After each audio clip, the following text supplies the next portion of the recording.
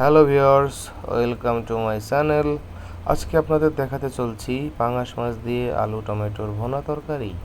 তো প্রথমে পরিষ্কার করে রাখা পাঙাশ মাছের টুকরোগুলো কড়াইতে তেল দিয়ে সুন্দরভাবে একটু বেশি করে ভেজে নিব। কারণ হচ্ছে পাঙাশ মাছটা অনেকটা নরম হয়, এটা তরকারিতে দিয়ে জাল শুরু করলে পরে এটা ভেঙে যেতে পারে, তাই পাঙাশ মাছটা একটু বেশি করে ভেজে নিব।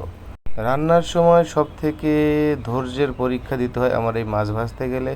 কারণ মাছ ভাজাটা আমার খুবই কষ্ট লাগে ভাজতে, কারণ এইটা অনেক সময় কি হয়, মাছ কড়াইতে এঁটে যায়, আবার অনেক সময় মাছ ভেঙে যায়, অনেক সময় মাছ থেকে তেল ছুটে গায়ে লাগে। এই জন্য মাছ ভাজাটা আমার খুবই বিরক্ত লাগে। তারপরেও কী করা যাবে, মাছ তো ভাজতেই হবে, কারণ মাছ ভেজে নিলে পরে একটা আলাদা রকমের স্বাদ পাওয়া যায়। তো আমাদের মাছ ভাজা শেষ। কড়াইতে যে তেল আছে ওই তেলে একটু জিরে ফোড়ন দিয়ে দিব।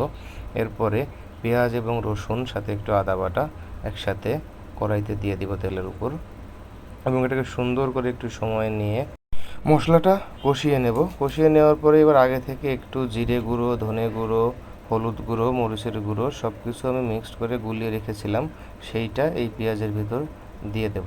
দিয়ে দেওয়ার পরে পেঁয়াজটাকে আরও অনেক সময় মশলাটা যাতে পেঁয়াজের সাথে মিশে যায় এবং মশলাটা অনেকটা মশলা থেকে তেল বেরোতে শুরু করে, তখন মশলার ভিতরে দিয়ে দেওয়া হচ্ছে টমেটো কুচি।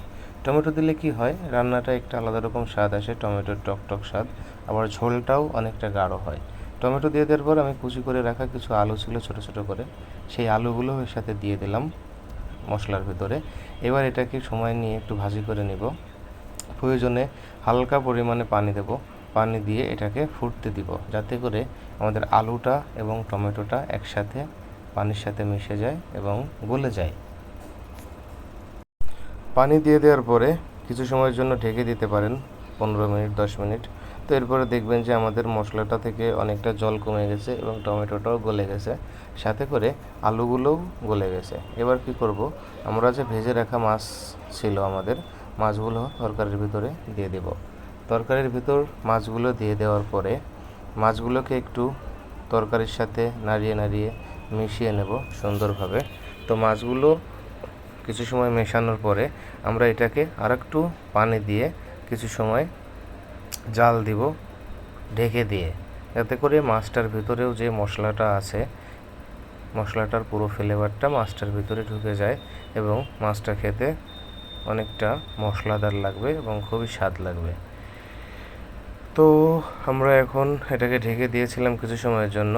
তো ঢেকে দেওয়ার পরে দেখেন আবারও জলটা কমে গেছে এবং এভাবেই আমাদের রান্নাটা টোটালি প্রস্তুত হয়ে যাবে। দেখুন মাছগুলো কেমন নরম হয়ে গেছে এবং এটা খাওয়ার জন্য একদমই প্রস্তুত। আপনারা এইভাবে মাছটা রান্না করতে পারেন। পাঙাশ মাছ, শুধু পাঙাশ মাছ না, আপনারা যে কোনো মাছ এভাবে রান্না করতে পারেন।